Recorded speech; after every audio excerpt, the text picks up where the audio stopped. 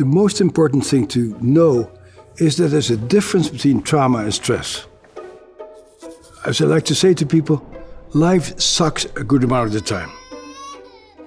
We all have jobs and situations that are really unpleasant. But the moment that situation is over, it's over. The problem with trauma is that when it's over, your body continues to relive it. My name is Bessel van der Kolk. I'm a psychiatrist, neuroscientist, and author of the book, The Body Keeps the Score.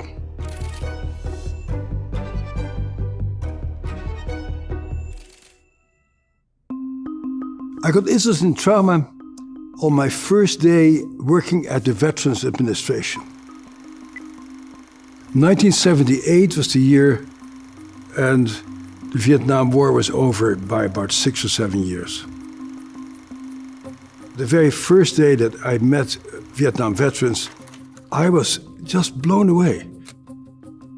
These were guys who were my age, who were clearly smart and competent and athletic, and they clearly were just a shadow of their former self. Their bodies were clearly affected by trauma, and they had a very hard time connecting with new people after the war.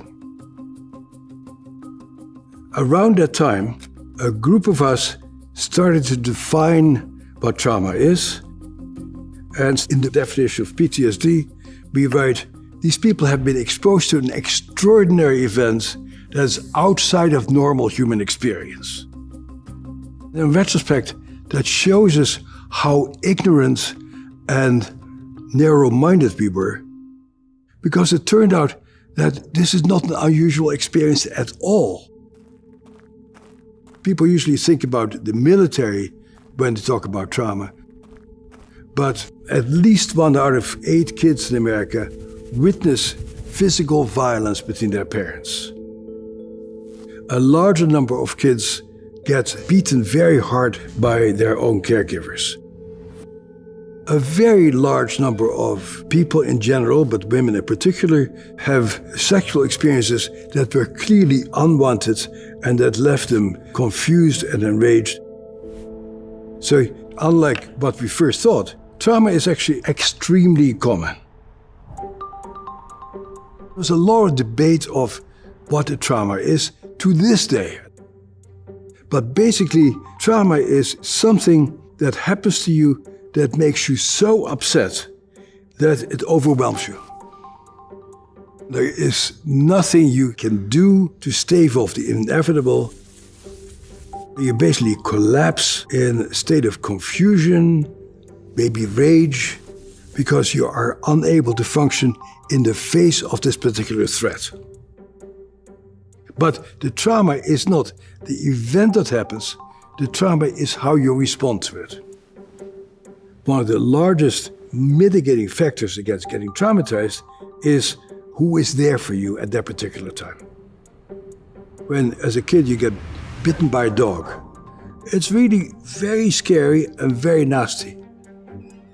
But if your parents pick you up and say, "Oh, I see that you're really in bad shape, let me help you," that dog bite doesn't become a big issue because the foundation of your safety has not been destroyed.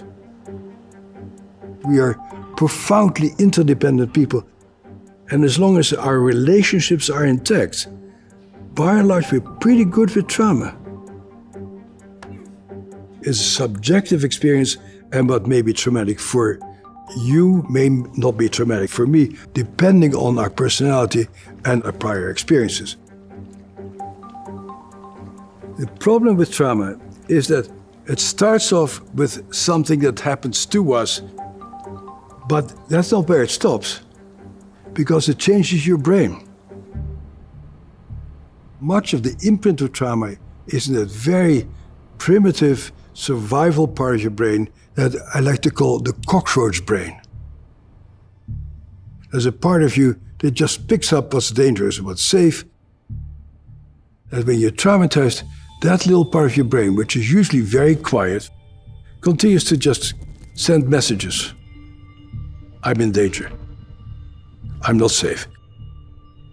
That event itself is over, but you continue to react to things as if you're in danger.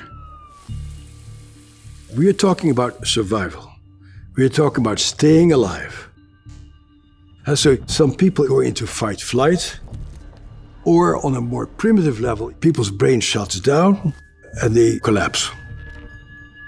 You have these automatic responses that are not a product of your cognitive assessment, they're a product of your animal brain trying to stay alive in the face of something that part of your brain interprets as a life threat.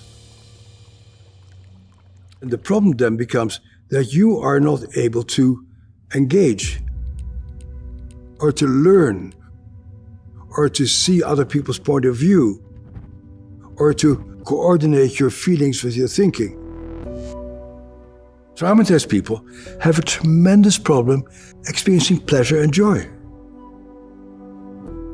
But the core issue is our hormones and our physiological impulses that have to do with survival. Your body keeps mobilizing itself to fight. You have all kinds of immunological abnormalities, endocrine abnormalities, and that really devastates your physical health also. Oftentimes the physical problems are longer lasting than the mental problems. And the other thing that is terribly important is the impact of poverty, or the impact of racism, or the impact of unemployment. There's other societies that are much more trauma savvy than we are, where there is not an enormous amount of income inequality. Healthcare is universal, childcare is universal. A culture like that really looks at what are the antecedents for certain forms of pathology. So the big issue is a political issue. How do we rearrange our society to really know about trauma so that people who grow up under extreme adverse conditions can become full-fledged members of society? The sense of community and people being there for each other is a critical part of surviving and thriving. Get smarter faster with new videos every week from the world's biggest thinkers.